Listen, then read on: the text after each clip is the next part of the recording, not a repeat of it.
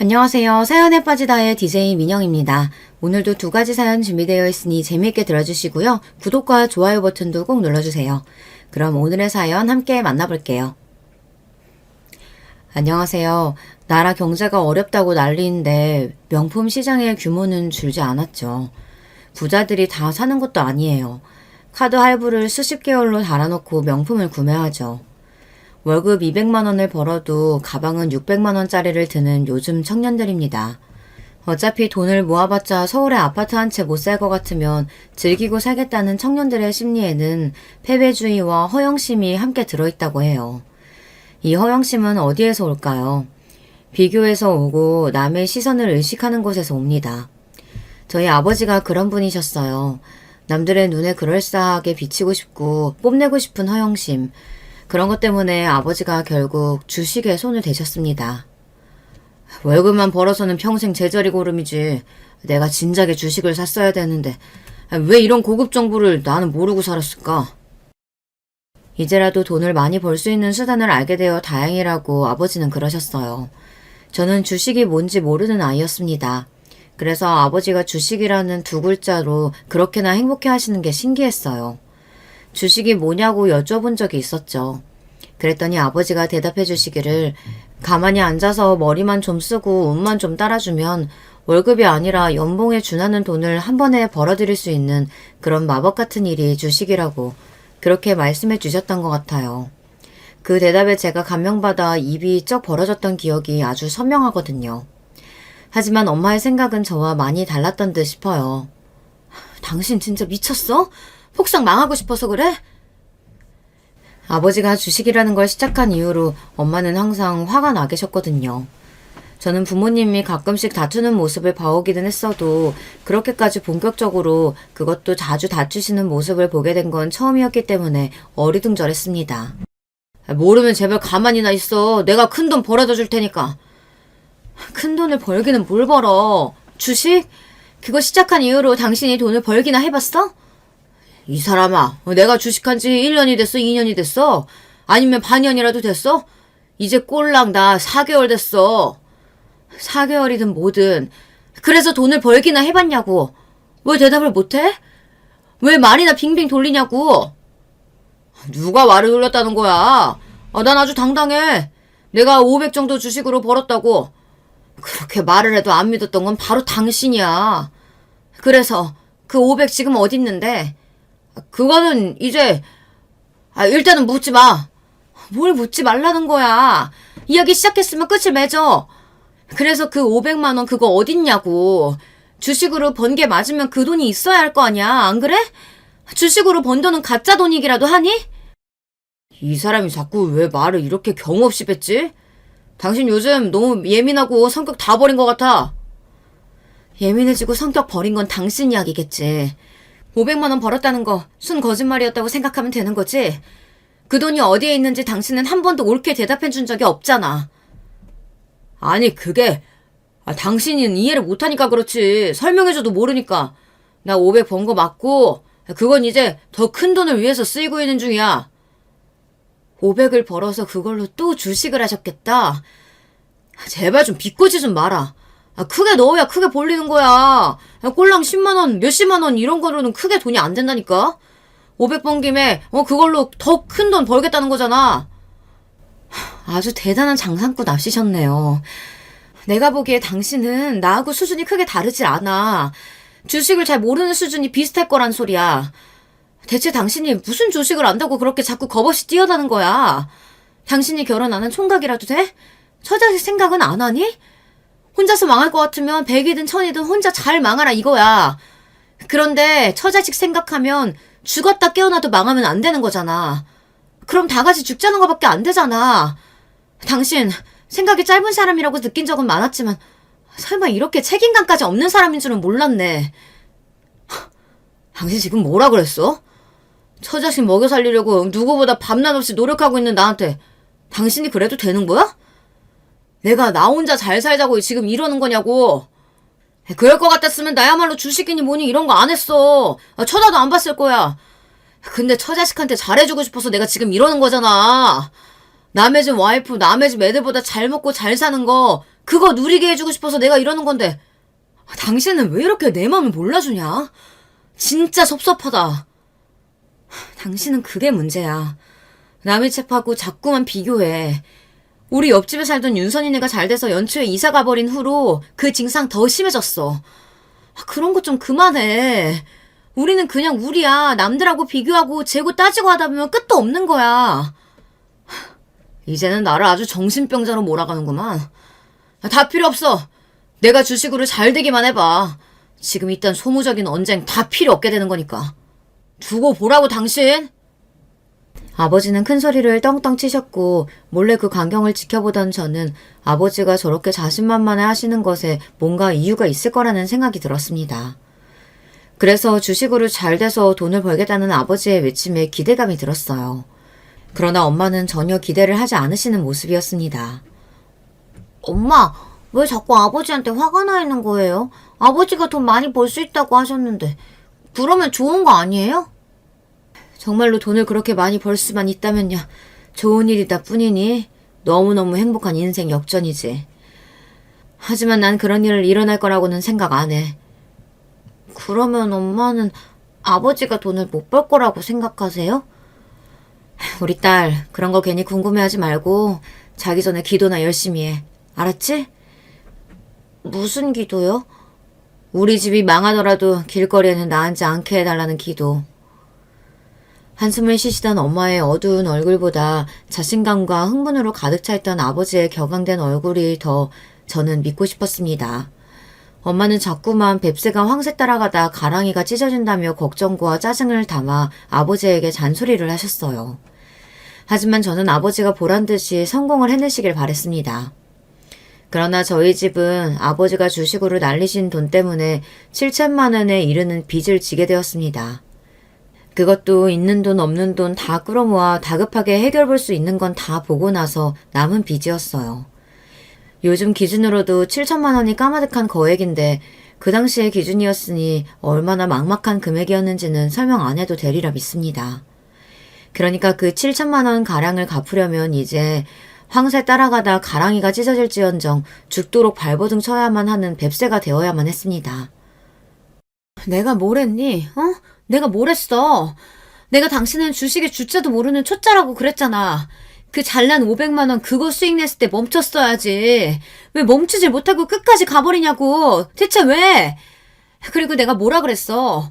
혼자라면 망해도 되지만 천하씩이 딸려있으면 죽어도 망하면 안 된다고 그랬지. 근데 이게 뭐야? 누가 이렇게 되고 싶어서 이렇게 됐냐? 나도 잘 되고 싶었어. 성공할 줄 알았다고. 근데 망한 걸 어떡해. 내가 당신이 주식한다는 거 처음 알았을 때 왜 그렇게 싫어했던 줄 알아? 왜 그렇게 기를 쓰고 반대를 했을까? 그건 바로 당신의 허영심 때문이야. 우리보다 못 쓰는 사람들은 그 눈에 보이지도 않고 그저 우리보다 잘 사는 사람들만 그 눈에 담으면서 자꾸 그렇게 되고 싶어 했으니까. 닿지도 못할 이상만 꿈꾸면서 허상 속에 사는 사람이었으니까. 내가 그런 당신 잘 알았기 때문에 결국엔 일을 그르칠 거란 거 예상했어. 그래서 미친 듯이 주식하는 거 말리고 싫어했던 거야. 근데 지금도 한번 봐봐. 당신은 아직도 정신 못 차렸잖아. 근데 지금도 한번 어디 봐봐. 당신은 아직도 정신 못 차렸잖아. 잘난 놈들 부러워하고 배 아파하고 그렇게 되고 싶어한 거 그게 죄냐? 당신은 당신 형이 허세만 부리다가 어떻게 망했는지 그걸 다 봐놓고도 이러는구나. 정말 답이 없다. 내가 당신하고 더 살아야 될 이유를 못 찾겠다. 이 집도 이제 정리하게 된 마당인데 그냥 우리 부부관계도 이쯤에서 정리하는 게 어때? 그 편이 낫지. 나 혼자서 급이 떠안고 뒤지라는 거야? 사람이 어쩌면 그렇게 냉혹할 수가 있냐? 죽어도 같이 죽는 게 부부 아니냐고. 애정이 없으면 의리라도 있어야지. 정말 너무하잖아. 아버지는 빚을 같이 갚아야 하는 거 아니냐며 따지셨습니다. 그 앞에서 엄마는 정말 너무한 건 바로 당신 아니냐며 응수하고 계셨고요. 큰돈을 벌고 마시겠다던 아버지의 자신감은 온데간데 없이 사라져 있었고 악에 바친 울분만이 그 자리에 대처하고 있었습니다. 저는 이게 다 어떻게 된 비극일까 싶어 그때부터 힘이 좀 빠졌던 것 같아요. 갚아야 될 빚 때문에 이 집에서도 더 이상 살 수가 없었으니 집에 있어도 자꾸만 슬프고 힘든 기분만 들었습니다. 아버지가 주식으로 돈을 날리셨다는 소식에 친가 쪽은 침묵을 지켰고 간간히 깊은 한숨만 쉬었습니다. 반면에 외가는 분노를 터뜨리셨고 갈 데 없으면 와서 살라고 하셨습니다.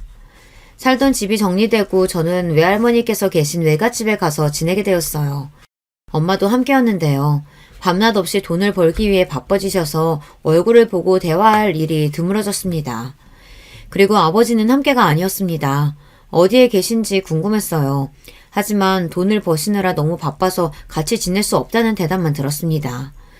그러다가 어느 날 저를 딱하게 보신 외할머니께서 진실을 알려주시기를 아버지가 당신 본가인 제 친가에서 지내고 계신다고 하셨습니다. 자식들이 죄의 그 모양이니 그 양반들도 참 안 됐어.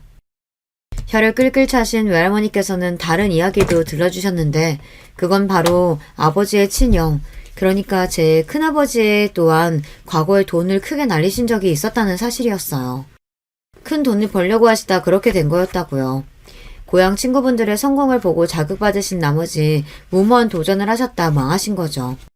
차라리 자기 혼자 너무 잘 되고 싶어서 그런 마음에 무모하게 굴었던 거라면 이해라도 되지만 다른 사람이 성공해서 잘 사는 모습을 보고 너무나도 배가 아파 자기도 그렇게 될 수 있다고 위대한 신념을 가지고 무모하게 굴었다고 그러다가 크게 실패를 겪은 모습은 동정표를 얻기도 힘든 거라며 외할머니께서는 그리 씁쓸한 사족을 덧붙이셨습니다.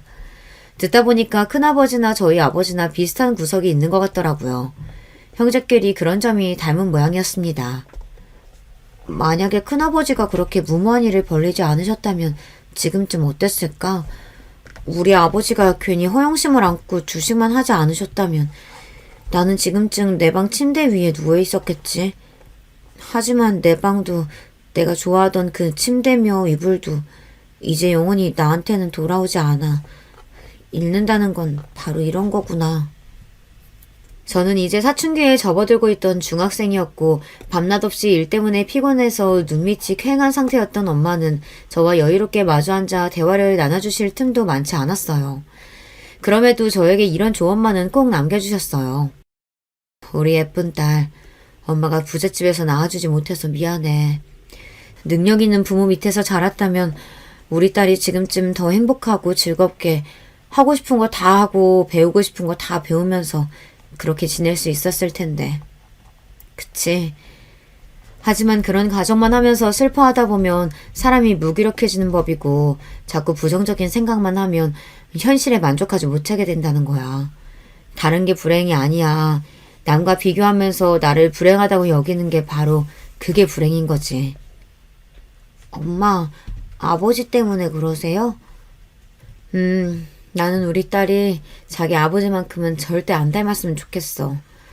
때로는 막막하고 힘들고 억울하고 화려하고 멋진 고층 빌딩을 바라보면서 왜 저기에 속할 수 없느냐며 좌절하게 되는 순간이 있겠지만 그걸 다 이겨내야 돼. 아니, 이기려고 하지 말고 아예 무시를 해야 돼. 자기만의 길을 가고 자기만의 인생을 개척하면 살면 되는 거야.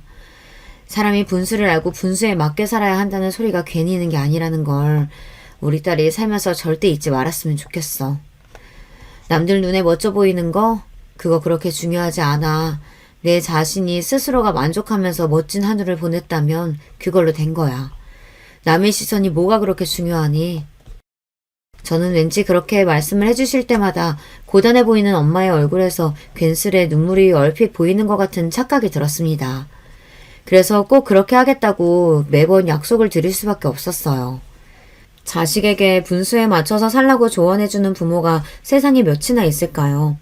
그리고 그런 조언을 끊임없이 해주기까지 얼마나 많은 가슴앓이가 있었을까요? 저는 아버지의 일 때문에 신경쇠약에 걸리실 것 같은 엄마의 말씀을 제가 들어드리고 제가 따름으로써 효도를 해야겠다고 다짐했습니다. 남편이 금요왕인데 자식마저 꼴통이면 그건 엄마한테 너무 가혹한 일이잖아요. 그래서 중학생이었던 저는 인생의 표지판에 큰 글자로 담백하게 살자 이렇게 새겨놓았습니다. 저는 학창시절을 보내는 동안에도 괜한 곳에 돈 한 푼 쓰지 않았어요.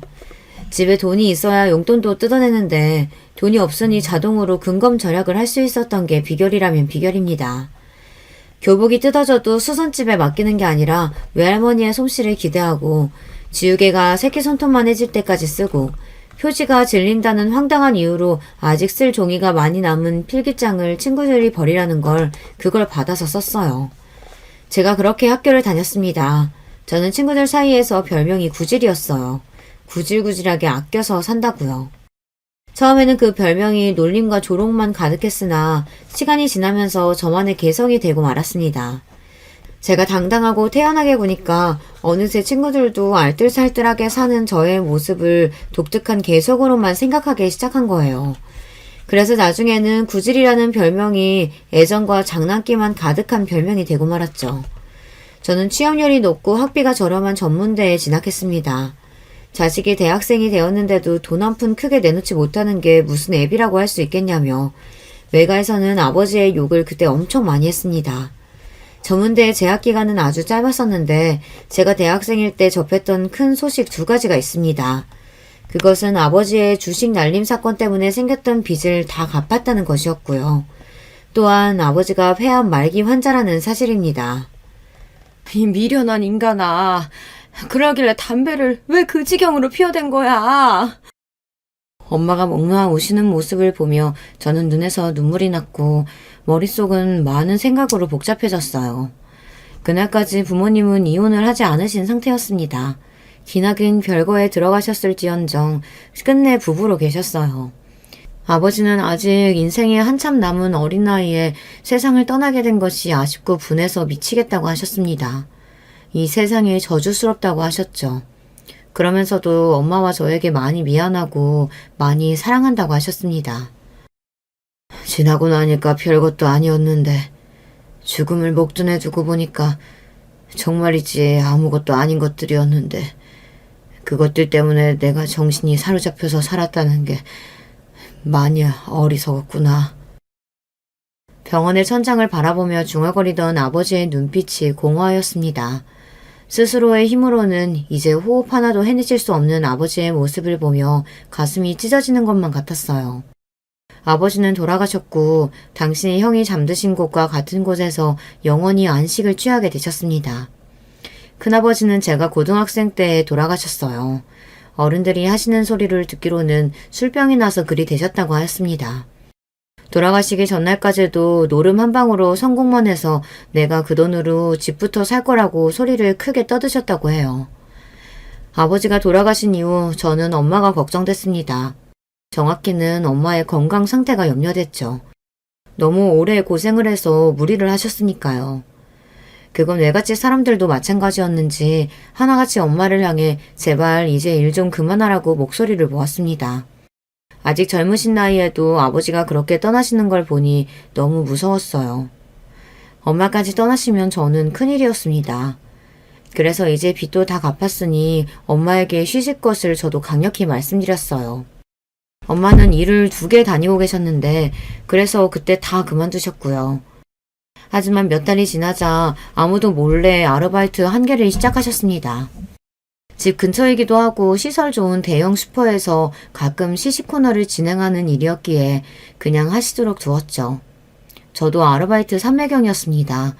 열심히 하루하루 돈을 버는 재미에 빠져 그렇게 지내고 있다 아르바이트를 하던 곳에서 남편을 만났습니다. 매장에서 종종 보는 단골 손님이 남편이었는데 어느 날 저에게 음료수 하나하고 초콜릿을 하나 같이 주는 거예요. 다른 의미는 없고요. 볼 때마다 정말 열심히 하고 계시길래 정식 직장도 아니고만 아르바이트 일을 이렇게나 열심히 하시는 모습을 보고 저도 열심히 해야겠다 싶어서 요새 회사에서 농땡이 안 피우고 있어요. 수줍은 얼굴로 횡설수설 하더라고요. 남편은 그 매장 근처에서 회사를 다니고 있었거든요. 제가 감사히 잘 먹겠다고 하며 이렇게 말을 해줬습니다. 저도 직장에서는 더 열심히 해요. 직장이라뇨? 직장은 따로 다니고요. 퇴근하면 여기 아르바이트 하러 오는 거예요. 네? 설마 그렇다면... 네, 제가 바로 투잡 뛰는 사람이랍니다. 자랑할 기회가 흔치 않으니까 신이 나서 말을 했더니 남편이 그때 충격받은 얼굴이 되어 터덜터덜 돌아갔습니다. 남편이 그 후로는 전보다 더 자주 왔고 저를 치근하게 바라보며 말도 자꾸 걸어왔어요. 그러다가 정신을 차리고 보니 저희가 사귀고 있더라고요. 저 같은 여자는 처음 보고 다시는 인생에서 볼 것 같지도 않다는 말로 남편이 저에게 청혼을 했을 때 뭐 저런 말로 청혼을 다 하나 싶었으나 낭만이 밥 먹여주는 건 아니니까요. 기쁜 마음으로 솔직하게 그 청혼을 받아들였습니다. 우리 딸이 제발 이상한 놈만 안 만나길 바랬는데 멀쩡한 집안에 멀쩡한 남자 만나서 결혼할 줄이야. 이제 나는 소원이 더 없다. 엄마는 감격에 차서 눈물을 흘리셨습니다. 외가 식구들도 전부 잘 됐다고 이게 바로 경사라고 하며 신나왔고요. 제가 돈 없는 남자에게 잘못 코가 깨어 고생만 하고 살까봐 그간 다들 걱정이었다고 하였어요. 다들 나를 어떻게 봤길래 그런 생각들을 한 걸까요? 엄마, 내가 그렇게 믿음직스럽지 못한 이미지였어요? 나 갑자기 서운해지려고 하네. 그게 아니라 남자 보는 눈이 없을까봐 다들 그런 걱정이 된 거지. 우리 딸이 자기 엄마 닮아서 결혼 잘못할까봐. 엄마가 멋쩍게 말씀하시자 저도 숙연해져서 딴청을 부리게 되었습니다. 능력도 책임감도 부족한 아버지셨으나 그래도 저에게는 하나뿐인 아버지셨고 왠지 저 너머 하늘에서 제가 결혼해서 잘 살기를 지켜봐 주실 것만 같았어요. 그런 생각이 강하게 들더라고요. 시댁이 사남매인데 남편이 첫째입니다. 장남과 차남이신 아주버님들은 이미 결혼을 하신 뒤였고요. 신우이가 막내인데 되게 새침한 성격에다가 예민한 기질을 지니고 있었는데요. 머리가 너무 좋아서 그런 건가 싶은 생각이 드는 명문대생이었습니다. 참고로 우리나라 대학 말고 외국 대학을 다니고 있었고요. 막내딸이라 그런지 어렸을 적에 예쁨만 받고 자랐다네요. 자라면서 크게 혼나본 적도 없다는 신우이는 좋게 보면 도도하고 나쁘게 보면 사회성이 부족한 느낌이었어요.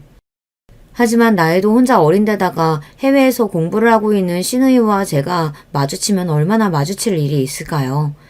신우이는 전혀 문제가 아니었습니다. 그렇다면 역시나 시어머니가 문제였냐고요? 너희들끼리만 좋으면 됐지. 싸우지 말고 사이좋게 잘 살아라. 흔쾌히 결혼을 허락해 주셨던 시어머니께서는 저에게 큰 관심도 없어 보이셨고 적당히 호의적이셨습니다. 제 친정에 사는 형편이 어떻든지 간에 크게 신경도 안 쓰셨어요. 이미 앞서 두 아들을 결혼 잘 시켜놓으셨기 때문에 셋째는 별로 많은 생각이 안 드셨던 거일 수도 있겠어요. 그러니 시어머니 역시도 저에게는 문제가 아니었답니다. 그렇다면 대체 문제가 있기나 했냐고요? 네, 있었죠. 아주버님들의 부인들 말입니다. 제 형님들은 서로 나이가 1살밖에 차이가 안 나는 또래이기도 하고 결혼도 비슷한 시기에 하셔서 많이 친하셨어요. 그리고 무엇보다 큰형님이 기가 센 성격인데 작은 형님은 맞장구 치면서 딸랑거리는 걸 잘하셨거든요. 정말 잘 맞는 쿵짝 조합이었습니다. 이렇게만 설명하니까 제가 두 분을 많이 비꼬는 느낌인데요. 제가 형님들 사이에서 겪은 일화들을 이제부터 소개해 드리겠습니다. 저는 솔직히 생각을 깊고 심각하게 하는 사람이 아니에요. 되도록 긍정적이고 가벼운 생각만 하려고 하는 사람인데다가 좋은 게 좋은 거라고 여기는 편이죠. 이런 저는 당연히 형님들이 어떤 분이든 간에 무조건 잘 지내볼 생각밖에 없었죠. 그 안에 치밀한 계산 같은 건 애초에 들어있지도 않았어요. 아주버님 두 분 다 사업을 하십니다. 규모는 작지만 사업이다 보니 항상 바쁘신 분들이고요. 회사 월급처럼 고정적으로 안정적이지도 않아 들쑥날쑥해도 벌이가 괜찮으신 분들이었어요. 그리고 형님들은 친정집이 잘 사는 축에 속했습니다. 아주 평범한 수준의 월급을 받고 사는 회사원 남편에다가 친정에 재산이랄 것도 없는 저였으니 저희 부부만 결이 좀 달랐던 것이죠. 사는 것도 그렇게 멀지 않았고 결혼하고 나서 직장에 여러 가지 문제가 좀 생기는 바람에 퇴사를 하게 되어서 아르바이트만 하면서 일단은 지내게 된 저였으니 형님들과 어울려 다닐 시간적 여유는 있었습니다. 참고로 형님들은 딱히 특별하게 하시는 일이 없었고요. 시어머니께서 형님들에게 며느리들끼리 잘 지내라고 당부를 하시면서 위에서 먼저 아래를 챙기라고 그러셨어요. 형님 두 분이 저를 잘 보다듬으라는 그런 시어머니의 뜻이었죠. 그러자 큰 아주머님께서 진중한 표정으로 큰형님을 향해 당신이 잘하라고 하셨습니다. 큰형님은 똥 씹은 표정을 숨기느라 애를 쓰시는 듯 했고요. 저는 별 생각 없고요. 그냥 결혼해서 다 같이 시댁에 모여있는 것만으로도 아직 신기할 따름인 새댁이었습니다. 그리고 나서 며칠 안 지났을 때 형님이 저한테 차 한 잔을 하자고 하셨어요. 내일 오전이요? 혹시 오후는 안 될까요? 오후도 괜찮기는 한데, 왜? 오전에는 일정이 있나 봐? 네, 제가 아르바이트를 가야 돼서요. 직장 그만둔 지 얼마 안 됐잖아. 동서 바로 지난주까지 직장 다니다가 거기 문제 생겨서 그만둔 거 아니야? 그게 얼마나 됐다고 벌써 아르바이트를 구했어? 모르셨구나. 그건 그거고 이거 아르바이트는 원래도 하고 있었어요. 직장 따로 아르바이트 따로? 네. 아르바이트는 원래 주 3일만 하고 있었는데 직장 그만두게 되면서 하루 더 늘려서 주 4일 하기로 했어요. 원래 같았으면 내일 오전에 시간이 나는 거였는데 근무 하루 늘린 요일이 마침 내일이라서 딱 아쉽게 됐네요. 그럼 내일 오후에 되면 되는 거죠? 그렇게 하자. 그녀님의 목소리가 상당히 떨떠름하게 들리는 느낌이었는데 당일이 돼서 약속 장소에 나가보니 표정은 더 떨떠름하시더라고요. 큰형님의 오른팔이자 전속 딸랑이인 작은형님도 이미 동기화가 완료되었는지 함께 떨떠름한 눈빛으로 저를 훑어보셨어요. 저기 동서, 그 티셔츠 너무 유행 지난 거 아니야? 요새 누가 그런 프린트 있는 티셔츠를 입어. 3년 전까지나 입었지. 저 이 티셔츠 산 지 딱 3년 됐는데 신기하네요. 기가 막히게 아시는군요. 뭐? 그러면 3년이나 그 옷을 입었단 소리야? 유행 다 지나갈 끝물에 산 것도 아니고 그걸 여태 입었어?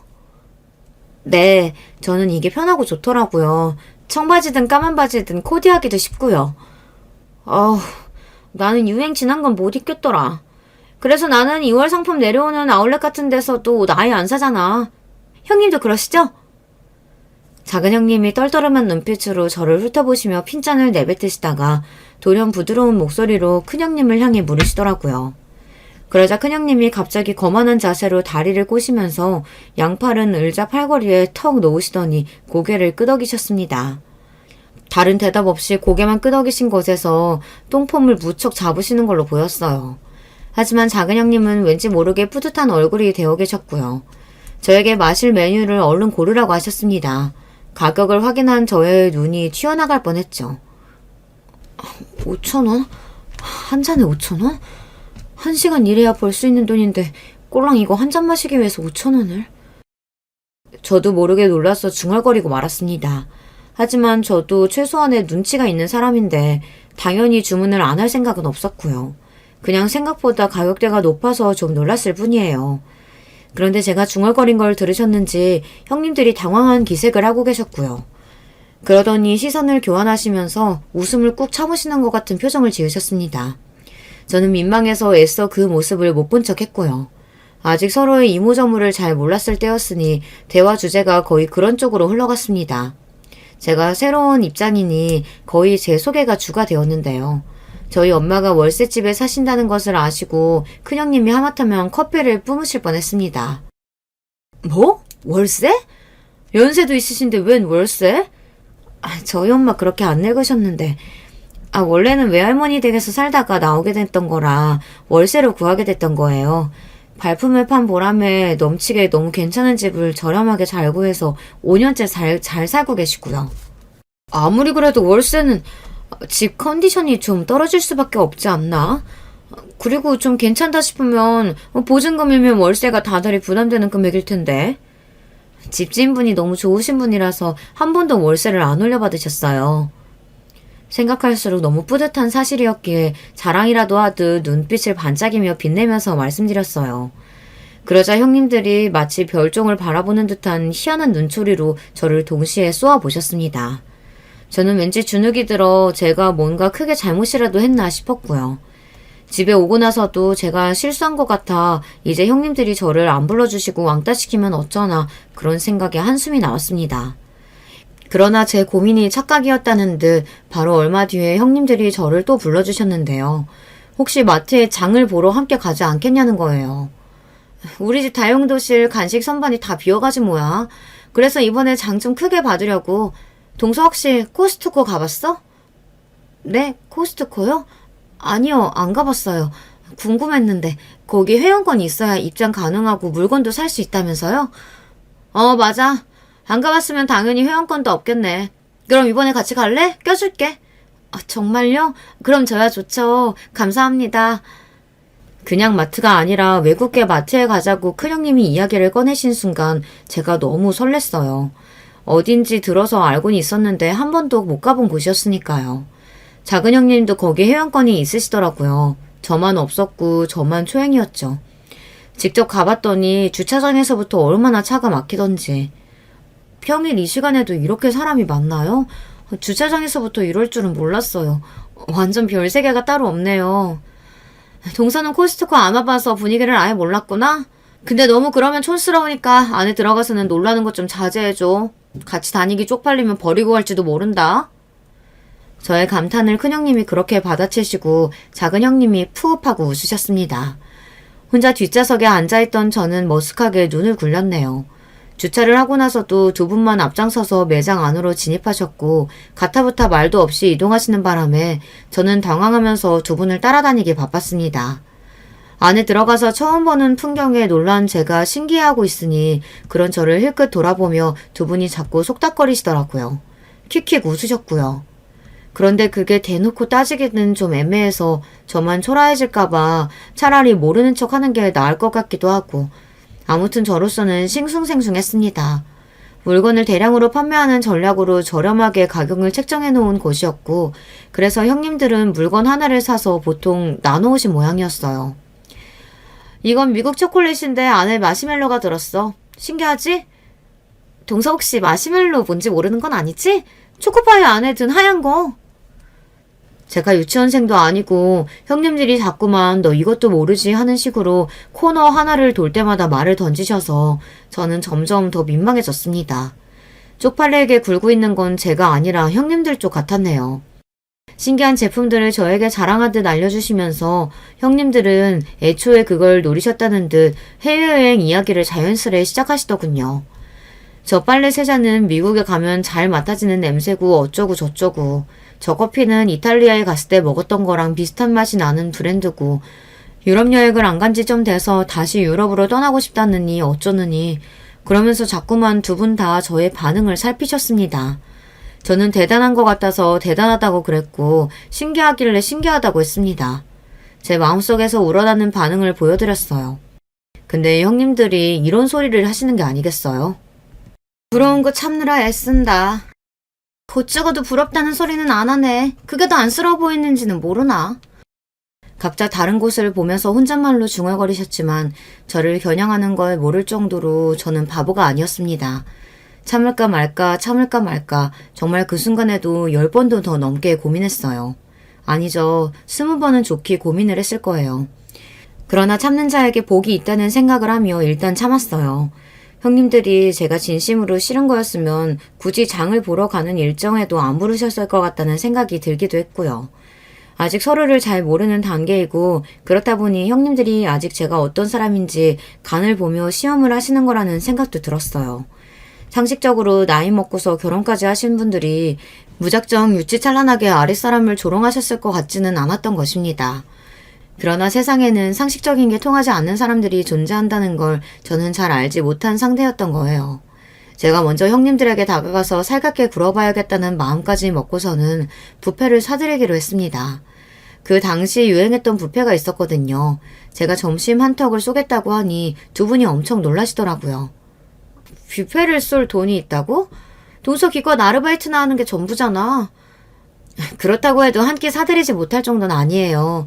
제가 진짜 자린고비인데 형님들한테 특별히 쏘는 거예요. 공짜 밥을 싫어하는 사람은 없는 것인지 형님들이 즐거운 기색으로 제가 알려드린 건물에 모이셨습니다. 그리고 엘리베이터를 타고 뷔페 앞에 도착하자 형님들의 표정이 어두워졌죠. 아니 잠깐, 여긴 애슐리잖아. 입구에 가격이 적혀있는데 평일 점심 가격이 인당 9,900원?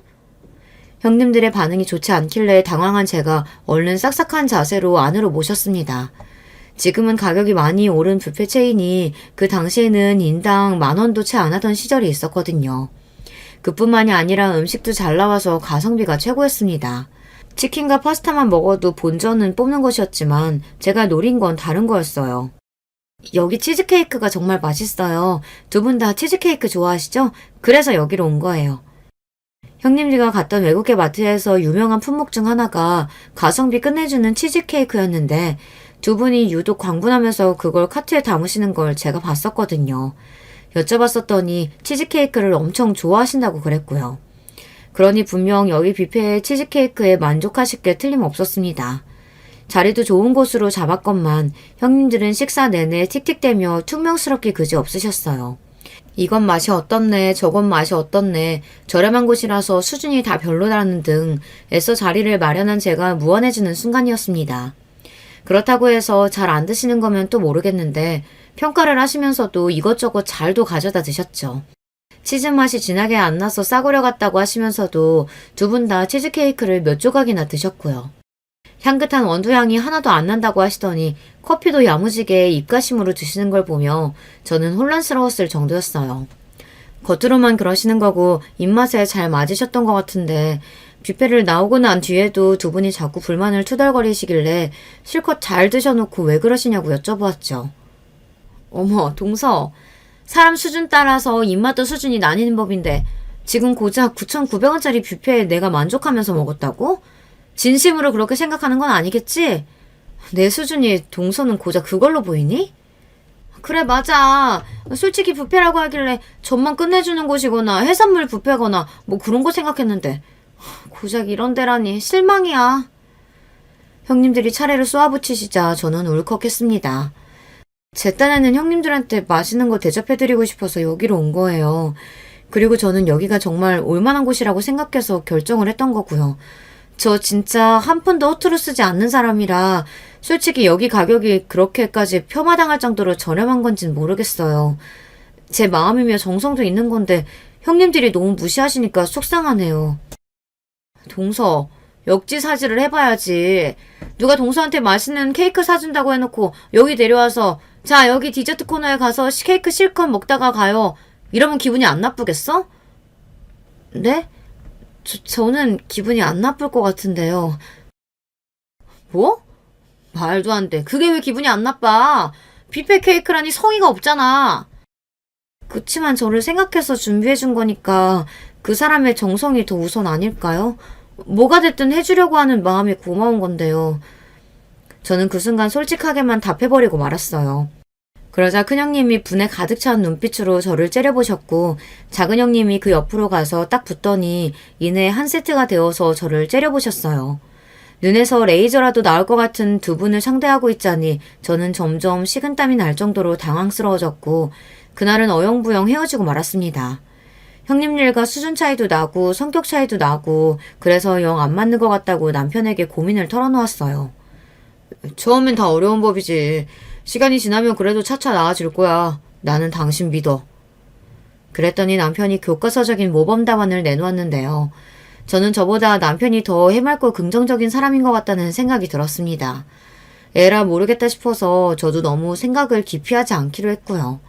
얼마 뒤 시댁에 다들 모였을 때 곧 저의 생일이 다가온다는 이야기가 가볍게 나왔습니다. 그러자 형님들이 제 쪽을 보시며 여자들끼리 따로 모여서 가볍게 축하라도 해도 좋겠다고 웃어주셨어요.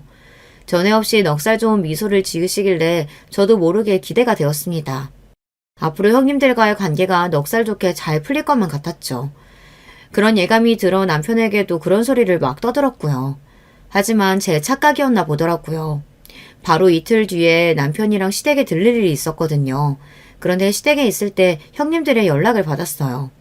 시댁 바로 근처에 있는 큰 카페에 와 있으니 잠시 저보고 나오라고 하셨습니다.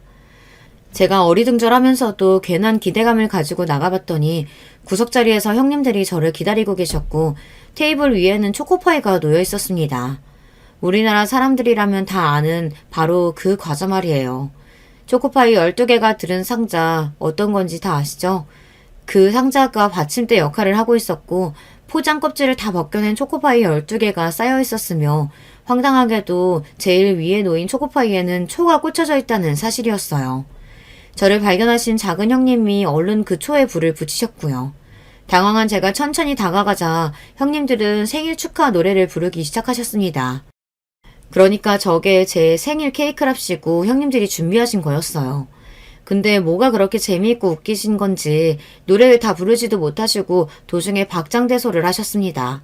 제 굳은 얼굴을 지적하시는 것도 아주 유쾌한 목소리로 하셨고요. 짜잔! 미국 과자보다 더 맛있는 초코파이. 미국 마시멜로보다 이쪽이 더 맛있거든. 우리가 양쪽 다 먹어봐서 알지. 그래서 동서한테는 제일 맛있는 걸로 준비해본 거야. 동서를 생각하는 우리 마음 느껴져? 초코파이 한 상자는 가격 얼마 안 하지만 정성이 중요한 거잖아. 가격은 상관없지? 명백하게 형님들은 저를 배우고 계셨습니다. 저한테 왜 이러시는 거예요? 제가 뭘 잘못했나요? 저는 두 분에게 진심이었는데 그 진심을 가지고 두 분은 저를 조롱하시는군요. 제 말을 듣자마자 형님들이 피식 웃으셨어요. 이윽고 큰형님의 입에서 나온 소리에 제 심장이 쿵 떨어졌습니다. 차이가 너무 나서 아예 상대 안 해줄까 싶었는데 반응이 하도 웃기고 황당해서 우리가 잠깐 놀아준 것 뿐이었어. 그런데 장단 좀 맞춰줬다고 해서 신나하던 그 꼬라지가 정말 웃기더라고. 그것도 모자라서 가짜게 나대는 모습은 정말 꼴불견이었고. 작은 형님은 옆에서 고개를 크게 끄덕이며 맞장구를 치셨어요. 단 한순간도 저를 진심으로 대하신 적이 없었던 두 분이었습니다. 저는 그런 줄도 모르고 혼자 이런저런 고민을 해왔다니 망연자실한 저를 조롱하며 두 분은 초코파이 위에 초농이 다 떨어져서 어떡하냐며 낄낄대셨어요. 바로 그때 놀랍게도 남편이 곁으로 다가왔습니다. 시댁에서 나설 때 형님들이 불러서 얼른 잠깐 다녀오겠다고 제가 그랬었거든요. 남편이 저를 뒤따라왔던 모양이었어요. 초코파이 위에 초가 꽂혀진 걸 보고서 장난 이벤트인 줄 알았는데 그게 아니라 작정하고 이러셨다고요? 형수님들 지금 뭐 하시는 겁니까? 남편이 무섭게 목소리를 내리깔았고 작은 형님이 주춤하면서 큰형님 뒤로 슬그머니 빠졌습니다. 대장은 큰형님이라 이거죠. 우리 동서가 너무 경우 없이 굴길래 그게 얼마나 경우 없는 짓인지 알려주려고 이런 거예요. 잘했다는 건 아니지만 먼저 공격이 들어왔으니까 대응한 것 뿐이라는 걸 알아주셨으면 좋겠네요. 공격이요? 무슨 공격 말입니까? 정말 어이가 없네요. 형수님들, 여태까지 그 온갖 유세 다 떠시는 동안 이 사람한테 돈이라도 잘 써주셨나요? 형수님들한테 이 사람이 뭘 받아본 게 하나가 없던데요. 코스트코인지 거기 가서도 본인들 것만 사셨잖아요. 그래놓고서 뭘 그렇게 당당하십니까? 안 부끄러우세요? 당장 사과하세요. 먼저 공격한 쪽에서 사과하면 이쪽도 사과할게요. 그렇게 나오시겠다. 그러면 제가 공격이 뭔지 제대로 보여드리겠습니다. 형수님들 남의 시선 엄청 의식하시죠? 그래서 이 사람의 사고방식이나 드러나는 행동 같은 게 본인들 기준에서 창피하다고 여겨져서 일부러 이 사람 배척하고 망신 주신 거죠? 그런데 형수님들, 이런 유치한 짓거리 하시기 전에 본인들 옆에 있는 남자들부터 의식을 하셨어야 했던 거 아닐까요? 네? 갑자기 그게 무슨 말이에요? 잘 들으세요. 형들한테 여자가 있습니다. 몇 명인지는 저도 모르고요. 사업 핑계로 갑자기 약속이 잡혔다거나 업무상 만나야 하는 사람이 있다거나 이런 소리 형들이 자주 하죠. 다 여자 만나서 그러는 거예요. 표정이 마치 귀신이라도 본 것처럼 변하시는데 아직 놀라시긴 이릅니다. 형님들이 같은 여자를 공유하기도 하거든요. 그게 무슨 뜻인지 아시죠? 술집 여자하고도 놀아난다는 뜻입니다. 그것도 엄청 자주. 작은 형님이 휘청거리며 자기 앞에 있던 큰 형님을 밀치고 말았습니다. 그리고 큰 형님은 테이블 위에 올려진 초코파이 케이크에 얼굴을 세게 박으셨습니다. 지문개진 초코파이와 큰 형님의 얼굴에 달라붙은 촛농 자국을 바라보던 저는 웃는 대신 크게 한숨이나 쉬었는데요. 그 편이 형님들의 자존심을 더 효과적으로 짓누른 느낌이었어요. 형님들이 온몸을 덜덜 떨면서 힘겹게 카페를 빠져나갔거든요. 남편에게 자세히 따져 묻고 자시고 그럴 정신머리가 안 남아있다는 거였겠죠. 그런데 정말이야? 아주버님들이 진짜 물란하게 바람이 나셨어? 나도 정확히는 몰라. 하지만 무조건 사실이긴 해. 왜냐하면 형들이 술 취해서 떠드는 소리를 내가 작년에 똑똑히 들었거든. 듣고 놀라서 그 이후로 살짝 떠본 적도 있었는데 여자가 따로 있는 건 정황상 맞더라고. 형들이 나한테 입담석 부탁했고 내가 형수님들이랑 전혀 친하지 않는 데다 함부로 가정의 평화를 깰 수도 없어서 가만히 있었을 뿐이야. 남편이 태연하게 대답하는 것에 저는 어처구니가 없었는데 어쨌든 저를 위해 눈 뒤집어져서 나서준 게 고맙기는 하더라고요. 아주머님들은 당연히 난리가 났습니다. 야, 네가 우릴 배신해? 무슨 배신? 나는 그쪽에서 먼저 공격하기를 받아준 것뿐인데 세상 천지에 자기 아내가 모욕당하는 걸 보고 가만히 있는 남자가 어딨냐? 일단 나는 아니야. 나는 못 참아. 남의 시선 더럽게 의식하고 뽐내는 걸 좋아하는, 있어 보이는 척 하는 걸 목숨처럼 여기던 형님들인데 자기 남편들이 더럽게 바람이 난 상태였다니 등장 밑이 어두웠다는 생각으로 둘 다 충격을 크게 받았습니다. 둘 다 성격들이 좀 있는지라 각자 남편들 사업장으로 가서 일단 깽판부터 쳤거든요. 혹시 상간녀가 거기 있을까 봐서요. 그러는 바람에 소문만 나게 되었습니다. 효과만 더 안 좋았네요. 별가에 들어가고 이혼 소송 개싸움을 시작하고 상황이 아주 대단해졌습니다. 어쨌거나 아주버님들과 남편은 한 형제였으니 그래도 어떻게든 잘 지내볼 수밖에 없는 한 가족이었거든요. 시어머님께서 형제 사이를 타이르기도 하셨고요. 시간이 지나서 아주버님들, 형님들 전부 결국은 이혼을 하셨고요. 아주버님들의 사업은 계속 그럭저럭 잘 되어갔는데 근황을 우연히 듣기로는 형님들은 그 이후로 자꾸 상대가 바람을 피든지 끝도 없이 의심하시느라 새로운 인연도 제대로 못 만나고 그렇다고 해서 주변에 인망이 좋으신 것도 아니니 이도 저도 아닌 채로 그렇게 여태 지내시고 있는 모양인 것 같았습니다. 안녕하세요. 저는 서울 강남에 거주하는 40대 후반 여자입니다. 오늘은 아주 오랜만에 제가 쉬는 날이에요. 그래서 모처럼 시간이 많아 평소에 자주 즐겨 듣던 사연 채널에 제가 제보하게 되었어요. 제가 워낙 일이 바빠서 제대로 쉬는 날이 별로 없는데 이동하거나 자기 전에 유튜브로 사연을 듣는 것이 제 취미거든요. 매번 듣기만 하다 제보하게 되어 기분이 좋습니다. 지금은 아주 바쁜 생활을 하고 있어도 사실 어릴 때는 제가 이렇게 살 거라고는 상상도 못했어요. 제 소원이 오죽하면 남들처럼 평범하게 사는 거였거든요. 왜냐하면 저는 어릴 때 너무 가난하게 자랐습니다. 가스와 수도가 끊기고 전기까지 끊겨 밤에 추워서 덜덜 떨며 자기도 했어요. 심지어 중학생 때는 화장실이 없는 집에 살아서 제 소원이 화장실이 있는 집에서 사는 거였죠. 급식비를 낼 돈도 없어서 학교에서 물로 배를 채우기도 했어요. 제가 더 속상했던 점은 바로 우리 집이 원래부터 가난했던 것이 아니랍니다. 여러분, 혹시 보증 잘못 썼다가 집안 말아먹은 사례 들어보셨어요? 주변을 둘러보면 이런 집이 꽤 있더라고요. 그리고 바로 우리 집이 그런 집이랍니다. 그래도 제가 어릴 때는 아버지가 평범하게 직장 생활을 하셨어요.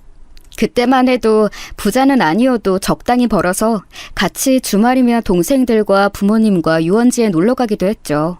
하지만 이런 평범한 생활이 무너진 것은 중학교 입학을 앞둔 어느 날이었어요.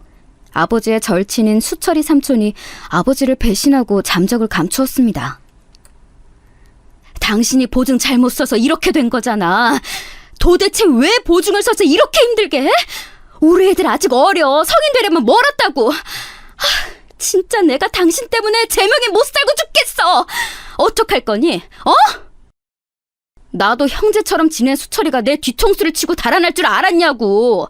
당신도 수철이 아내랑 친했잖아. 나라고 제가 망할 줄 알았어? 안 그래도 속상한데 당신마저 왜 이래? 우리끼리 힘을 합쳐 이겨낼 생각을 해야지. 힘을 합쳐 이겨내는 게 말이 쉽지, 인간아. 당장 우리 다음 주에 이 집 팔고 단칸방에 가서 5명이 살아야 해. 그게 무슨 뜻인지 알고 그래? 나 진짜 동네 창피해서 얼굴도 못 들고 다니겠다고. 그래서 다른 동네로 이사 가잖아. 나도 속상해서 미칠 것 같은데 당신은 왜 나한테 자꾸 뭐라 그러는 거야? 부모님의 부부싸움은 매일 지속되었어요. 결국 저는 어린 시절 친구들이 있던 동네를 떠나 생판 모르는 곳에서 중학생 생활을 하게 되었죠. 그리고 그때부터 제 인생의 암흑기가 시작되었어요. 엄마는 다른 동네로 이사가서 쪽방에 털을 잡자마자 공장에 나가셨어요. 김치를 만드는 공장이었는데 새벽 5시에 나가서 밤 11시에 들어오셨어요. 지금이라면 저런 노동 환경이 말이 되지 않죠? 하지만 저 때는 다들 저렇게 일하곤 했답니다. 엄마는 공장에 가서 일하고 아빠는 화물차를 운전하셨어요. 마침 우리가 이동한 지역이 공장이 많았거든요. 그래서 아빠는 트럭 하나를 사서 그걸로 종일 운전하셨습니다. 저 트럭을 사는 것도 전부 다 빚이었어요. 그래서 우리는 늘 돈이 없던 상태였습니다. 언니, 나 배고파. 오늘 바나나 1개밖에 못 먹었어. 배고파서 아무것도 못하겠어. 그래? 어떡하지? 집에 딱히 먹을 게 없는데. 언니, 나 학교에서 선생님이 엄마 불러오래. 무슨 상담? 한다고 그러던데. 어떡해? 엄마는 시간이 안 될 텐데. 아빠도 그렇고. 언니가 대신 가면 안 되려나? 내일 선생님한테 물어봐. 그래서 저는 동생들의 육아를 제가 다 전담했어요. 제가 세 자매의 장녀였는데 나이 차이가 각각 4살, 6살이 났거든요. 저도 친구 한 명 없는 지역에서 적응하느라 힘든데 동생들까지 챙겨야 하니 얼마나 힘들었는지 모릅니다. 어쩌다 학교에서 친구 부모님이 반에 먹을 것을 돌릴 때가 종종 있었어요. 그렇게 먹을 것이 생기면 저는 절대 먹지 않고 다 집으로 가져갔어요. 그리고 동생들을 먹였습니다. 진영아, 오늘 우리 집에 놀러 갈래? 엄마가 떡볶이 만들어준다고 친구들 데리고 오라고 하셨어. 오늘 우리 반 친구들 거의 다 오는데 너도 와. 아, 미주야, 고마워. 그런데 나 오늘 집에 가서 동생들 밥 챙겨줘야 해. 미안. 밥 챙기고 오면 안 돼? 너 맨날 우리가 놀자고 하면 동생들 봐야 한다고 안 오잖아. 미안해. 그런데 나 진짜 안 돼. 밥 챙기면 집안일도 해야 하거든. 오늘 빨래하는 날이라서 미안. 실제로 저는 제가 집안일을 혼자 처음부터 끝까지 다 했어요. 엄마는 공장에서 일하느라 집에서는 잠만 자고 나가셨고 아빠는 아예 집에 오지 않던 날이 대다수였거든요. 전국을 트럭을 타고 돌아다니시니 어쩔 수 없었죠. 이렇게 친구들이 놀자고 해도 거절할 수밖에 없는 상황이 지속되었습니다. 그러다 보니 자연스럽게 저는 겉돌게 되었어요. 같이 어울리지도 못하고 중학생 때는 공부도 못해서 선생님들도 저를 챙겨주지 않았어요. 원래 아는 친구도 없으니 외로운 생활을 했죠. 엄마가 우리 큰딸에게 너무 미안해. 그래도 엄마도 아빠도 열심히 일하고 있으니까 조금만 더 버티자. 알겠지? 다는 아니어도 조금씩 빚을 갚고 있으니까 우리 가족도 나중에 웃는 날이 반드시 올 거야. 우리 딸한테 너무 고맙고 미안해. 아니야. 엄마도 공장에서 일하느라 너무 고생이야. 아빠도 그렇고. 내가 동생들 더 자주 챙기도록 노력할게. 그래도 이렇게 힘든 형편에서도 우리 가족은 서로 의지하며 힘을 내려고 노력했어요. 그러다 사건이 하나 터지게 되었습니다. 제가 오늘 제보하는 사연의 핵심 인물을 만나게 된 사건인데요. 고등학교에 입학하며 벌어진 일이랍니다. 중학교 때도 친구가 없었지만 고등학교에 가서는 더 심해졌어요. 게다가 동생들이 머리가 크면서 크고 작은 사고도 치기 시작했거든요. 엄마랑 아빠가 하루도 빠짐없이 일해도 집안의 빚은 줄어들 생각을 안 했죠. 안 그래도 심적으로 힘든 시기였는데 학교에서 저를 유난히 괴롭히던 친구가 있었어요. 이름은 박가희. 가희는 동네에서 알아주는 부잣집 외동딸이었습니다. 가희는 공주 같은 친구였어요. 집에서 외동이라 사랑을 아주 많이 받는 것이 매우 익숙한 친구였죠. 게다가 가희 아버님이 공장을 운영하셨는데 거기서 일하는 주민들이 많았어요. 그러다 보니 가희는 이 지역의 공주님이었답니다. 제 인생의 2번째 암흑기가 이때 시작되었는데 바로 가희의 괴롭힘이었어요. 사실 1학년 때는 가희와 저와 크게 서로 관심이 없었습니다. 아예 무리가 달라 말도 하지 않았어요. 사건은 바로 고등학교 2학년 때 일어났습니다. 안녕? 저번에 도서관에서 혼자 책 읽는 거 봤어. 혹시 책 읽는 거 좋아해? 안녕. 그냥 혼자 시간 남으면 가서 읽는 거야. 그래. 이따 수업 끝나고 같이 공부할래? 나 요즘 도서관에서 공부하는데 사실 그러다 진영이 너도 본 거야. 내가 수업 끝나면 바로 집에 가야 해. 미안. 그래.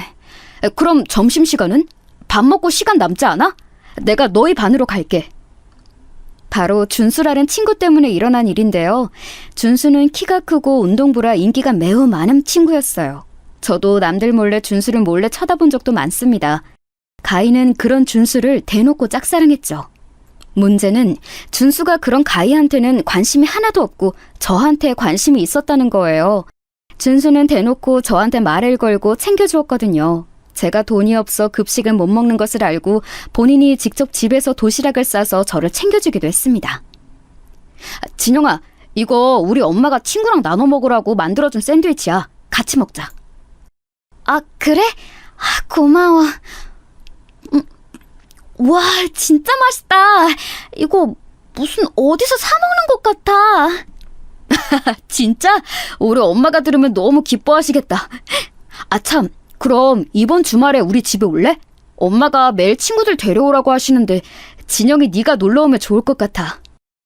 아, 준수야, 미안. 내가 동생들 밥을 챙겨줘야 해. 아직 동생들이 어려서.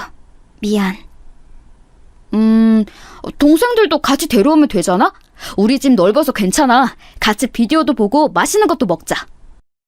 준수는 실제로 저뿐만 아니라 동생들까지 많이 챙겨주었어요.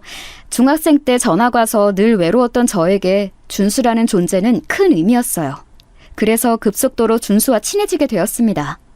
그런데 이와 동시에 가인은 저를 대놓고 미워하기 시작했어요. 게다가 준수랑은 반도 달랐고 층도 달랐는데 가희와 저는 같은 반이었거든요. 우리 고등학교는 남자와 여자가 따로 구분되어 있어서 그 괴롭힘은 준수가 알지 못했습니다. 이게 뭐야? 쓰레기가 왜 책상 서랍에 있지? 하도 가난해서 쓰레기가 거기까지 들어갔나? 야, 너한테 냄새 나는 거 알아? 좀 씻고 다녀. 아, 더러워. 야, 그렇게 대놓고 말하면 어떡해. 쟤 상처받아. 상처 받았으면 좀 씻고 오겠지. 야, 그리고 너 혼자만 수학여행 안 가더라? 그렇게 전교생 다 가는 수학여행 왜 너만 안 가? 너가 그렇게 특별해? 수학여행은 우리 집 사정이 있어서 그런 거야. 그리고 나 잘 씻고 다녀. 그런데 왜 너한테 그렇게 냄새가 나? 진짜 애들이 다 너 피하는 이유가 안 씻고 다녀서야. 알아? 가인은 노골적으로 저를 심하게 놀렸어요. 심지어 말도 안 되는 이유를 들먹거리며 괴롭혔습니다. 중학생 때는 집에 화장실이 없어 제가 청결하게 지내지 못했던 게 맞아요. 하지만 고등학교에 가면서 엄마와 아빠가 열심히 모은 돈으로 화장실이 있는 반지하로 이사 갔거든요. 그래서 다른 것은 몰라도 적어도 더럽게는 보이기가 싫어 매일 씻었어요. 집안일을 제가 했기 때문에 동생들과 제 교복도 매일 밤에 잠들기 전에 빨았습니다. 정말 하루도 빠지지 않고 매일 동생들을 씻기고 빨래했기 때문에 냄새가 날 리가 없었어요. 그런데 저보고 냄새가 난다며 괴롭히고 제가 친구가 없는 게 다 저 이유라고 하니까 너무 속상했습니다. 더욱 속상했던 것은 바로 거기다 대고 아무 말도 할 수 없는 저였어요. 왜냐하면 가희는 친구가 매우 많았고 반 친구들이 거의 가희 편이었습니다. 그럴 수밖에 없었던 게 가희네 집이 워낙 부자였잖아요. 오늘 우리 아빠가 피자 돌린대. 이따 수업 끝나고 다들 집에 가지 말고 피자 먹고 가. 그리고 주말에 놀이공원 갈 사람 나한테 말해. 아빠가 돈 다 내주고 데려다 준다니까. 야, 대박! 와, 진짜 가희 아버님 최고다! 우리 아빠도 저랬으면 좋겠다. 피자? 불고기 피자야? 와, 학원 가기 전에 먹어야지. 야, 진짜 가희 너 최고야. 고마워. 가희는 아빠의 재력을 이용해서 친구들을 자기 편으로 만들었어요. 안 그래도 친구가 없던 저는 반 친구들이 가희의 편을 들자 더 외로움을 느끼게 되었습니다. 준수가 물론 저를 많이 챙겨주었는데 그럴수록 가희가 저를 더 괴롭히기 시작했어요. 왜 앞에서 걸리적거려? 짜증나게? 야, 옆으로 좀 비켜. 너 때문에 길 다 막히는 거 안 보여? 나 완전 복도 끝에서 조심히 걷고 있었는데 네가 와서 부딪힌 거잖아. 뭐? 너 지금 나한테 뭐라 한 거야? 이 거지가! 너 장난해? 괜한 시비에 교무실도 자주 불려가게 되었어요. 그럴 때마다 가희는 선생님들에게 아양을 떨며 빠져나가곤 했습니다. 누가 봐도 제가 피해자고 가희가 가해자지만 아무도 가희에게 뭐라고 하지 않았어요. 그도 그럴 것이 가희의 어머니는 학교 운영위원회 회장이었습니다. 엄마들 치맛바람 들어보셨죠? 가희 엄마의 치맛바람이 장난 아니었거든요. 실제로 학교에 지금도 많이 대주고 있어서 아무도 건들지 못했답니다. 그러다 제 인생의 결정적인 사건이 하나 터지게 되었어요. 만약 이 사건이 없었다면 저는 이렇게 큰 회사의 사장이 되지 못했을 거예요. 그래서 나도 이제 전국을 돌아다니는 게 힘들더라고. 마침 아는 사람이 이 지역에 있는 공장 사장님 기사 자리를 그만둔다고 하더라. 그 자리에 내가 가게 되었어. 그렇게 많이 힘들지도 않다고 하더라고. 더 밤을 안 새워도 좋고. 아, 그래? 잘 됐다. 나도 당신이 위험하게 새벽에 고속도로 달리고 그런 거 싫었어. 그럼 이제 주말에도 집에서 쉴 수 있네? 다행이다. 우리 그동안 고생했잖아. 아빠는 화물차 운전을 하다 새로 일을 구하게 되었어요. 그 일은 바로 우리 지역에 있는 어떤 사장님의 운전기사 자리였습니다. 기사들끼리 오며 가며 알았는데 마침 그 자리에 있던 분이 그만두시게 되면서 아빠가 그 자리로 가게 된 거죠. 그 소식에 엄마도 저도 매우 기뻐했습니다. 하지만 그 기쁨도 오래가지 못했어요. 아빠가 일하기 시작하고 일주일이 지났을까요? 학교가 끝나고 집에 가려고 교문을 나서고 있었는데 교문 앞에 어떤 검은색 차가 서 있었어요. 저는 그 차의 존재를 이미 알고 있었습니다. 왜냐하면 가희가 매일 그 차를 타고 집에 가고는 했거든요. 그날도 대수롭지 않게 차를 보고 지나가려고 했는데 저는 그 차의 운전석에서 내리는 기사를 보고 깜짝 놀랐습니다. 왜냐하면 그 사람은 바로 우리 아빠였어요. 아저씨, 아빠는 어디 있어요? 그리고 여기다 이렇게 세우면 안 돼요. 새로 와서 모르나 본데 이러면 선생님들이 뭐라 한다고요. 앞으로 교문에 딱 붙어서 말고 조금 떨어져서 세워요. 그래, 알겠어. 아저씨가 잘 몰라서 미안해. 아빠는 가희에게 허리를 굽혀가며 대했어요. 그 모습을 보고 저는 저도 모르게 제 몸을 숨기게 되었습니다. 아빠가 부끄러웠던 것은 전혀 아니에요. 하지만 운전기사가 우리 아빠라는 것을 가희가 알면 상당히 골치 아파질 것 같았습니다. 안 그래도 저를 괴롭히는데 본인의 집에서 우리 아빠가 일한다는 것을 알면 상상만 해도 괴로웠어요. 그래서 그날은 교문 앞 나무에 제 몸을 숨기고 차가 출발할 때까지 기다렸습니다. 진영아, 아빠가 일하는 집 따님도 너랑 같은 고등학교 다니더라? 이름은 박가희라고 하던데 혹시 아는 사이야? 아니, 난 진짜 전혀 모르는 사이야. 같은 학기라고 다 아는 사이고 그런 거 아니야. 무슨 소리를 하는 거야. 그래, 하긴 학교 학생들이 워낙 많으니까 혹시나 해서 물어본 거야. 아빠가 집에서 가희를 아냐고 물어봐도 저는 그렇다고 대답하지 못했어요. 차마 학교에서 내 얼굴만 보면 시비를 보는 친구라고 소개할 수는 없었죠. 그렇게 몇 주가 지나고 어느 날이었습니다. 그날따라 아침부터 가희가 저를 괴롭혔어요. 괜히 조용히 교과서를 읽는 저를 툭 치고 가거나 지우개를 던져서 제 반응을 보고는 했죠.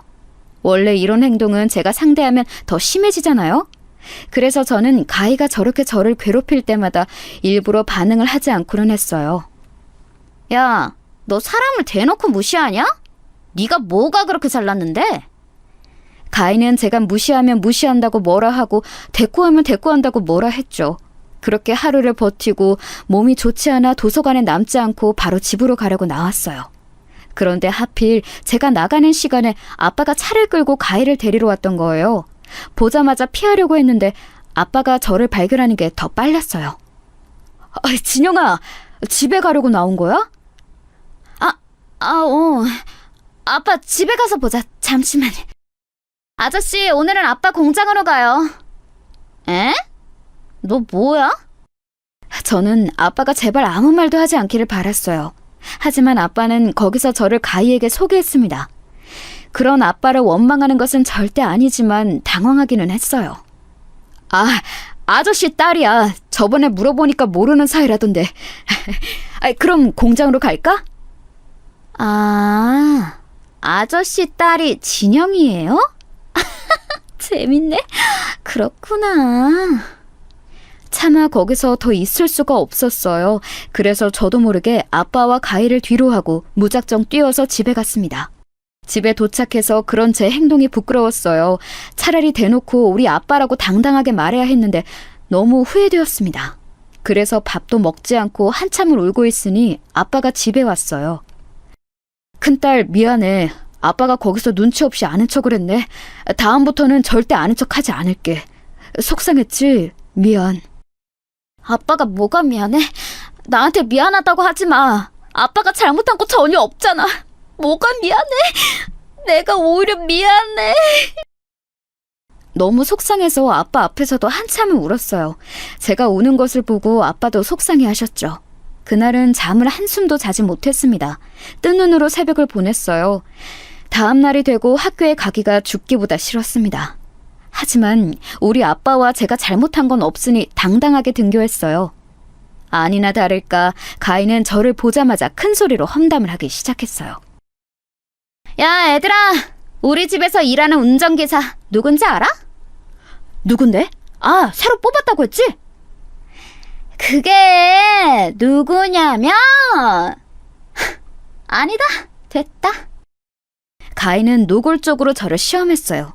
신경을 쓰지 않으려고 해도 자꾸 저런 식으로 우리 아빠를 본인의 장난에 쓰는 것이 너무 보기 싫었습니다. 그래서 그날은 무시하지 않고 참지도 않았어요. 가희의 그런 장난이 계속 지속되자 저도 화를 냈어요. 야, 그만해. 그래, 우리 아빠 너희 집에서 일한다. 그게 너한테 뭐 무슨 죽을 짓을 한 거야? 사람이 왜 그렇게 못됐니? 참나. 야, 장난해? 너 지금 누구한테 그렇게 말하는 거야? 내가 누군지 알아? 너희 아빠는 우리 아빠 시다발이잖아. 우리 아빠한테 말해서 너희 아빠 실직자 만든다? 야, 그렇게 하라고. 누가 무섭대? 너 같은 인성 집안에서 우리 아빠가 일하는 게 더 별로야. 뭐라고? 너 말 다 했어? 야, 이거 놔놓으라고! 지금 뭐 하는 거야? 야야, 담임 선생님 불러봐. 얘네 싸워! 그만 봐, 반장! 선생님 불러! 급기야 가희는 제 머리채를 잡기 시작했어요. 저도 절대 밀리지 않고 그런 가희를 상대했죠. 여기서 물러나면 완전히 제가 밀릴 것 같았거든요. 그래서 질세라 가희 머리를 잡고 교실 바닥을 굴렀어요. 선생님들이 오셔서 우리를 떼어놓으려고 해도 끝까지 가희와 저는 서로를 놓지 않았습니다.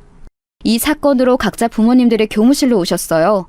그런데 이 싸움은 목격자도 많았고 명백한 피해자는 저였는데 어째서 우리가 가해자인 것 같았어요.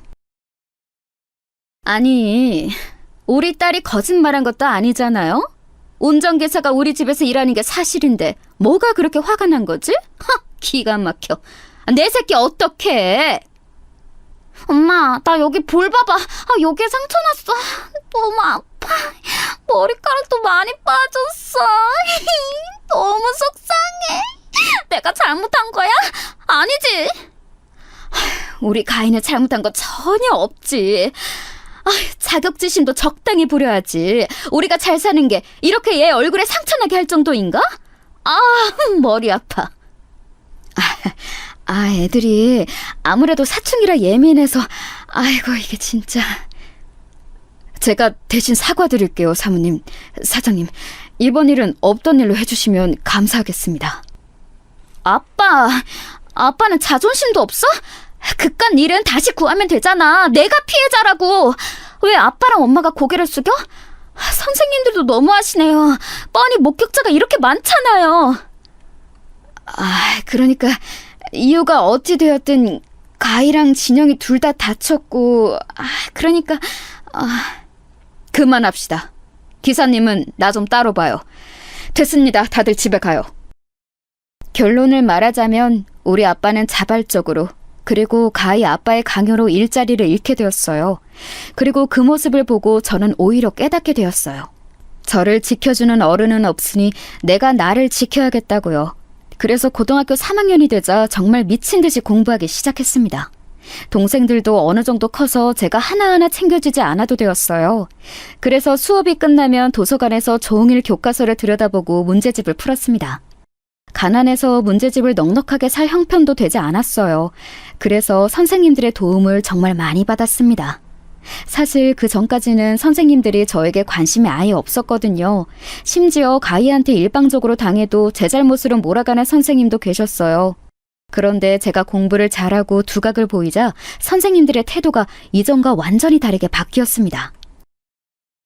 진영아, 이번에 시험 성적 좋더라? 맨날 학교 끝나고 도서관에서 공부하더니 진짜 대단하다. 감사합니다. 선생님이 저번에 주신 문제집으로 공부했어요. 그래? 다행이네. 문제집 남는 거 더 있으니까 교무실로 와서 가져가. 특히 3학년으로 올라가면서 확실히 선생님들의 시선이 좋아졌습니다. 그때는 어느 대학에 얼마나 많이 보내는지가 진짜 중요했거든요. 가희는 제가 알기로 전 과목 과외를 받았고 또 영어나 수학은 각각 2명의 과외 선생님이 있다고 했어요. 그런데 제가 가희보다 성적이 좋으니 학교에서도 저를 많이 챙겨주셨습니다.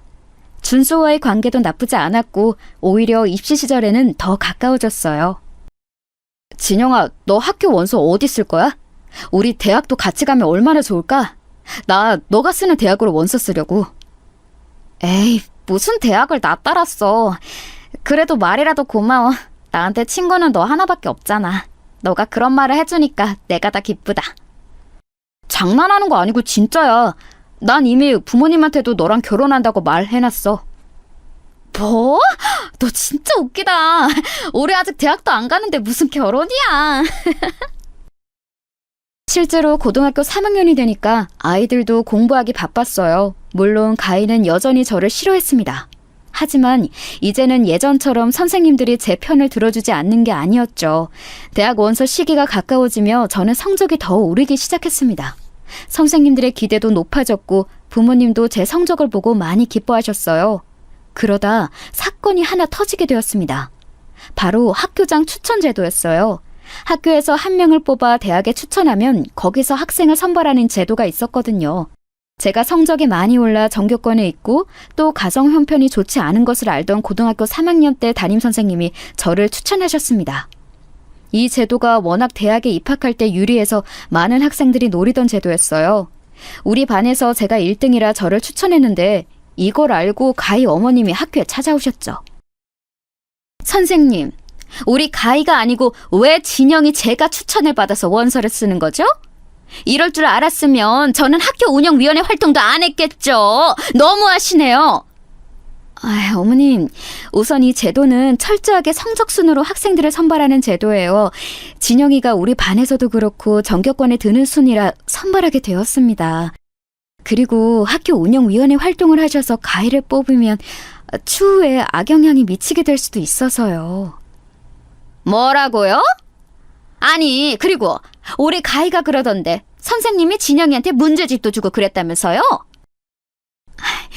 문제집도 필요한 학생들이 있으면 남는 것을 준 거예요. 가희도 받을 수 있는데 본인이 안 가져간 거예요. 저 담임 선생님은 제 은사님이고 아직도 종종 찾아뵙고 있는데요. 만약 저 선생님이 아니었으면 저는 학교장 추천도 못 받았을 거고 또 저렇게 가희 엄마가 찾아왔을 때도 대응하지 못했을 거예요. 얼마나 감사했는지 모릅니다. 그렇게 저는 가희의 시기 질투에도 눈 하나 깜빡하지 않고 공부에 더 열중했어요. 그리고 아주 좋은 소식을 받게 되었습니다. 진영아, 아니 이게 무슨 일이니? 진영아, 너 합격했어. 진짜 너무 축하한다.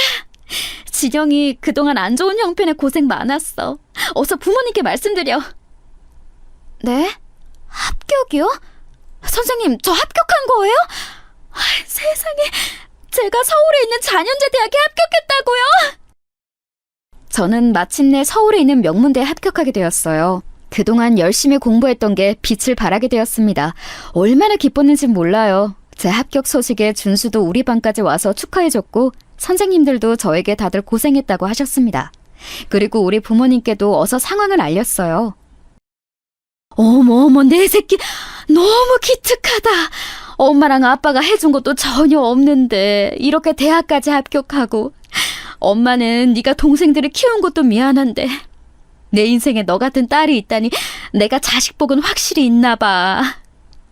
진영이 너한테는 아빠가 미안한 마음밖에 없다. 이렇게 잘 자라줘 고맙다. 에이, 아니야.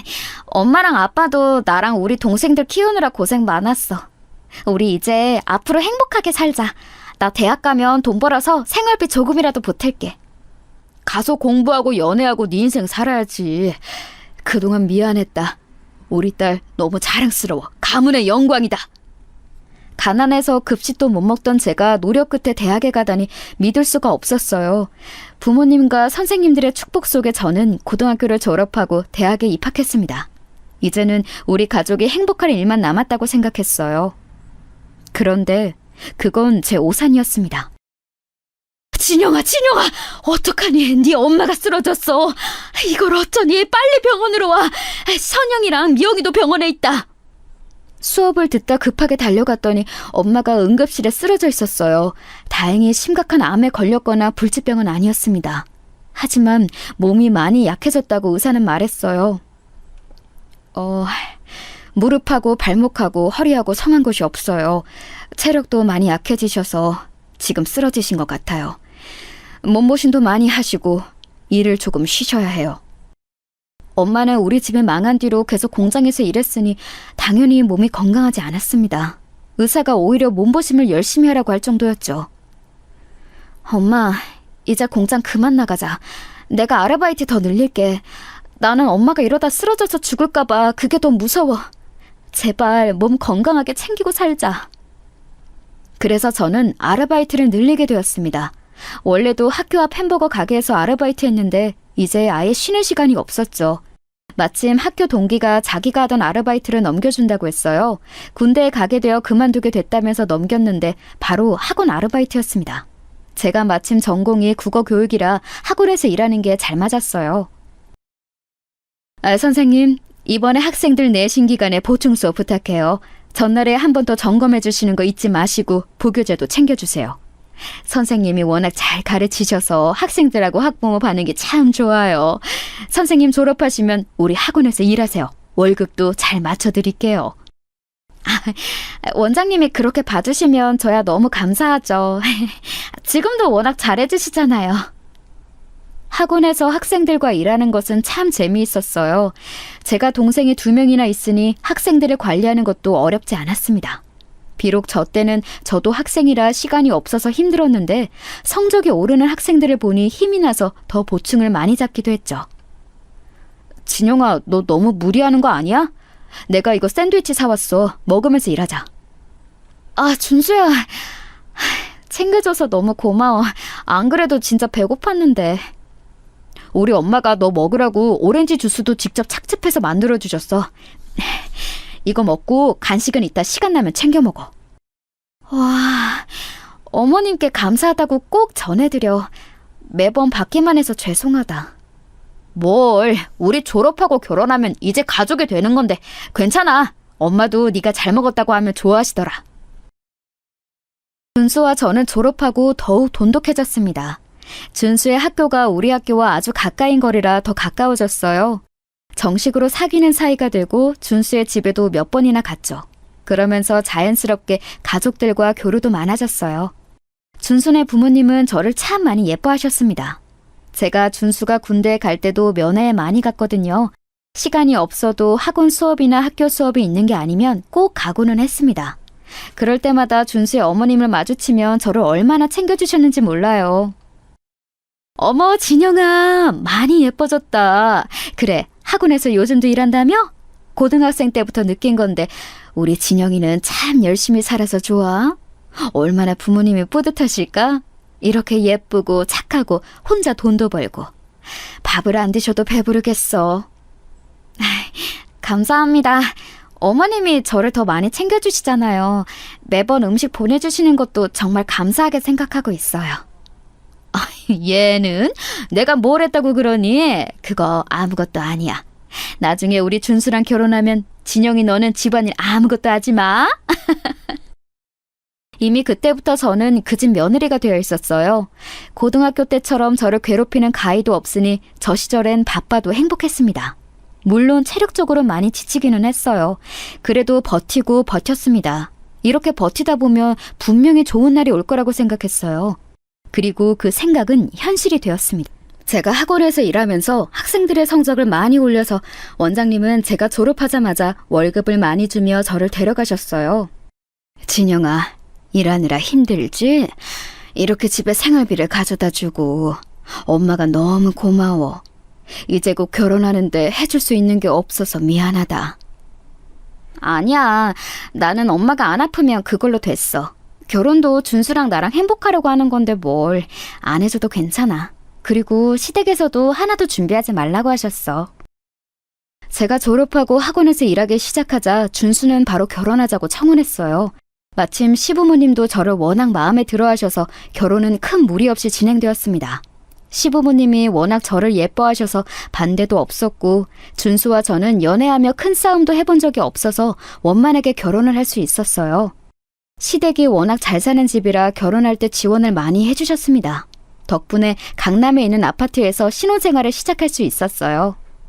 선생님, 학부모님들한테 인기가 아주 많아. 혹시 인터넷 강의 할 생각은 없어요? 나 아는 분이 요즘 인터넷 강의 선생님 구하더라고. 아, 인강이요? 저야 기회가 있으면 너무 좋죠. 그래? 잘 됐다. 그럼 인강 한번 찍어봐요. 선생님은 워낙 잘 가르쳐서 바로 인기 많아질 것 같아. 내가 추천해 줄게요. 원장님의 권유로 저는 인터넷 강의를 촬영하게 되었습니다. 초반에는 크게 성공하지 않았어요.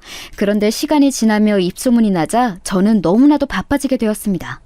시간이 없어서 쪽잠을 자고 제대로 밥을 먹지도 못했어요. 어머님 죄송해요. 이번 명절에도 학생들 특강이 잡혔어요. 인강 촬영 일정도 그렇고 도저히 시간이 나지 않아요.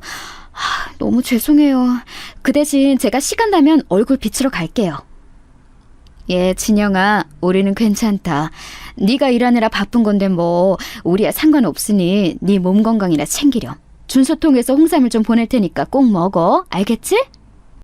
실제로 시간이 흐르며 너무 바빠져서 저는 결혼했는데 시댁에는 잘 갈 수도 없었어요. 친정도 그렇고 제가 너무 얼굴을 못 보여주니까 죄송한 마음뿐이었죠. 딸, 몸 챙겨가면서 일해. 그리고 아까 사위가 다녀갔어. 우리 딸 얼굴 못 봐서 슬펐는데 그래도 사위가 와줘서 얼마나 고마웠는지 몰라. 너무 바빠 양가 부모님을 제대로 챙기지도 못해서 죄송했는데 남편은 그런 저를 대신해서 친정을 자기가 챙겨줬어요. 얼마나 고마웠는지 모릅니다. 종일 교재 연구하고 수업하고 하느라 몸도 많이 망가졌는데 정신적으로는 뿌듯했습니다. 제가 이렇게 힘들게 일한 만큼 돈이 그만큼 많이 생겼거든요. 이제는 예전처럼 전기와 수도가 끊긴 집에서 힘들게 사는 게 아니고 뭐를 먹을 때도 돈 걱정을 하지 않아도 된다는 게 얼마나 기뻤는지 모릅니다. 여보, 나는 진짜 당신한테 너무 고마워.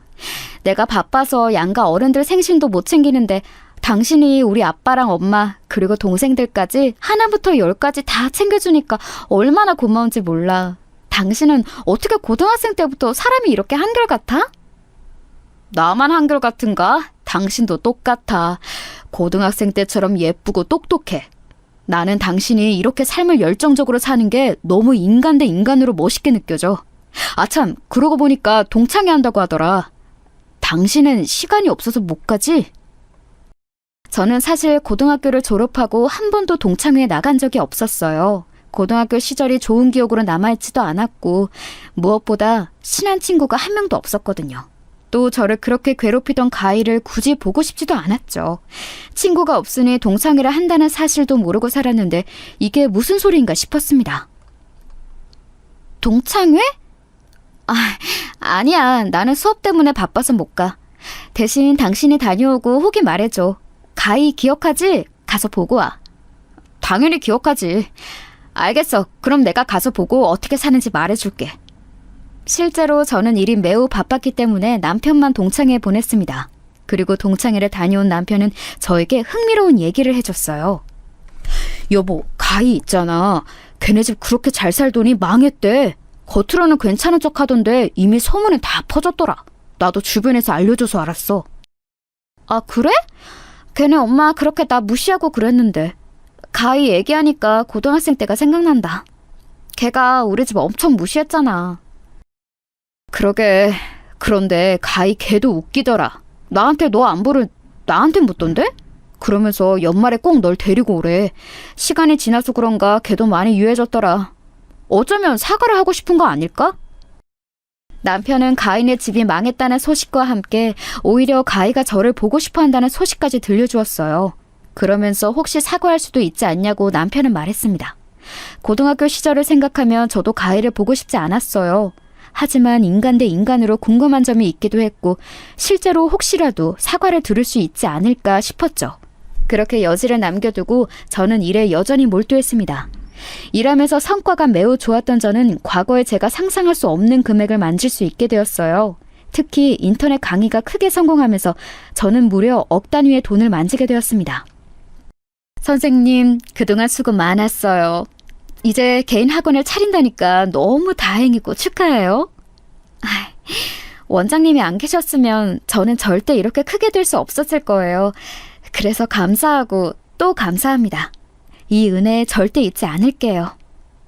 제가 돈을 많이 벌며 원래 일했던 학원을 그만두고 제 개인 학원을 열게 되었습니다. 그러면서 돈도 훨씬 많이 벌게 되었어요. 인강 매출도 크게 뛰었고 저는 어느새 300억이 넘는 부자가 되어 있었습니다. 그동안 잠도 2-3시간만 자며 일했는데 완전히 다 보상받는 기분이었어요. 하지만 이렇게 돈을 많이 벌어도 저는 절대로 사치하며 살지 않았습니다. 워낙 어릴 때 가난하기도 했고 또 겉으로 보이는 게 얼마나 쓸데없는 건지 예전에 가희를 보며 알았거든요. 가인의 집은 보이는 것에 엄청나게 집착하던 사람들이었어요. 그러니 고등학생이던 가희를 굳이 운전기사를 고용해 등하교를 시켰던 거죠. 그래서 저는 이렇게 몇백억이 넘는 자산가가 되어도 차가 아반떼였습니다. 옷도 명품을 입지 않았고 최대한 검소하게 다녔어요. 이렇게 살던 어느 날 남편이 다시 동창회 얘기를 꺼냈습니다. 그래서 저도 어느 정도 여유가 생겨서 동창회에 나가게 되었어요. 어머, 이게 누구야? 진영이잖아? 너 그동안 어떻게 지냈어? 준수랑 결혼했다는 소식은 들었어. 얼굴이랑 행색이 완전 변했네. 너무 보기 좋다. 웬일이니? 진영아, 내가 우리 조카가 공부하는 거 봤더니 너 완전 초대박 유명한 인간 강사가 됐더라? 진짜 유명해서 조카가 오히려 나한테 너 아냐고 물어봤어. 너무 잘 됐다. 저는 제대로 기억도 나지 않는 동창들이 제게 아는 척을 하더라고요. 사실 고등학교 때는 준수가 아니면 저에게 말을 잘 걸지도 않아서 저는 그 친구들의 얼굴을 보고도 기억하지 못했습니다. 유일하게 제가 기억하는 친구는 바로 가희였죠. 가희는 저 멀리서 봐도 딱 알아볼 수 있었어요. 심지어 가희는 제게 먼저 말을 걸었습니다. 안녕? 그동안 잘 지냈어? 준수랑 결혼하더니 살림살이 좀 좋아졌어? 너는 오랜만에 보는 친구한테 그게 할 소리니? 여전하구나. 준수랑 결혼해서가 아니고 나 내 능력으로 잘 살아. 아, 그래? 뭐 소문은 그렇긴 하던데. 너 그거 거짓말 아니야? 허언증 아니고 진짜야? 아, 아니, 비꼬는 게 아니고. 너 아까 내가 주차장에서 봤는데 차가 아반떼더라? 아직도 거지 아니야? 뭐? 내가 무슨 차를 타는지 언제 봤어? 그리고 거지라니? 말 조심해. 내가 아직도 고등학생 때 네가 알던 그 사람으로 보여? 내가 없는 사실 지어낸 게 아니잖아. 아반떼를 타는 부자가 어디 있어? 그러고 보니까 너 고등학생 때 거지여서 안 씻고 다니던 거 생각난다. 그때 너 그래서 왕따였잖아. 나 한 번도 안 씻고 다닌 적 없어. 그리고 굉장히 너 무례하다. 그만해. 야, 박가희, 너 이러려고 진영이 보고 싶다고 한 거야? 나는 네가 사과라도 할 줄 알았어. 남편도 옆에서 불쾌한 내색을 보였어요. 어느새 우리 주변으로 친구들이 다 모이기 시작했습니다. 저는 웬만하면 좋게 해결하고 싶었는데 가희는 끝도 모르고 저를 비난하기 시작했어요. 급기야 아빠까지 들먹이는 소리에 저는 참을 수가 없었습니다. 고등학생 시절이 생각나며 그동안 꾹 눌러왔던 분노가 치밀어 오르기 시작했죠. 그리고 아주 통쾌하게 가희를 한 방 먹였습니다. 아직도 이날을 생각하면 어찌나 통쾌한지 몰라요. 너희 아빠 우리 집에서 일했던 거 알지? 요즘엔 뭐 하고 계셔? 그때 네가 나 건드려서 너희 아빠 잘렸잖아. 야, 너 말 다 했냐? 우리 아빠 뭐 하냐고? 나 돈 많이 버는 거 알지? 엄마랑 두 분이서 호화롭게 여행하고 다니셔. 너야말로 너희 집 망했다며. 쫄딱 망해서 예전과 같지 않다던데 언제까지 아닌 척할래? 뒤에서 욕먹는 거 알기는 해? 뭐? 아니, 우리 집 망한 거 어떻게 알았어? 이미 유명해. 네가 아닌 척하면 아닌 게 되는 거야? 너희 아빠야말로 내 밑에서 일하라 그래. 아님, 네가 내 운전기사 할래? 너 어차피 능력도 없어서 결혼도 못하고 살잖아? 제가 이렇게 말하자 가희는 얼굴이 새빨개지기 시작했어요. 심하게 당황해서 손으로 손 부채질을 하던데 얼마나 통쾌했는지 모릅니다. 자기야, 잘했어. 그리고 야, 박가희, 너는 창피하지도 않냐? 너희 집 망한 거 유명해. 그렇게 남 무시하면서 살더니 잘 됐다. 나 같으면 쪽팔려서 동창회도 못 나와. 마지막으로 남편이 옆에서 제 편을 들며 가희에게 뭐라고 했습니다. 가희는 주변을 둘러보았어요. 주변에선 다들 자기끼리 3355 모여 가희를 보며 속닥거리기 시작했죠. 그러자 가희는 창피함이 몰려왔는지 가방을 챙겨 바로 그 자리를 피했습니다. 그 뒤로도 가인은 아예 자기의 존재를 드러내지 않았어요. 도망친 그대로 아무하고도 연락이 되지 않고 있습니다. 저는 떳떳하고 당당하게 동창회에 아직도 나가고 있어요. 동창들도 제가 잘 나가니까 저한테 가희 욕을 오히려 하더라고요. 가희가 너 고등학생 때 괴롭힐 때 우리가 못 도와줘서 미안해. 그러지 말았어야 했는데 걔 성격이 워낙 이상해서. 아니야, 괜찮아. 내가 너희였어도 그랬을 거야. 친구들에게 사과도 듣고 오히려 지금은 잘 지내고 있답니다. 여러분, 제가 준비한 사연은 여기까지인데요. 재밌게 잘 들으셨길 바라며 저는 이만 물러날게요. 혹시라도 가희가 듣게 된다면 평생 동창회에는 얼굴 비추지 말고 망한 집안 잘 먹여 살리길 바란다. 일자리 필요하면 언제든지 말해. 내 아반떼 운전기사 시켜줄게. 그럼 여러분, 저는 진짜 끝내겠습니다. 들어주셔서 감사합니다.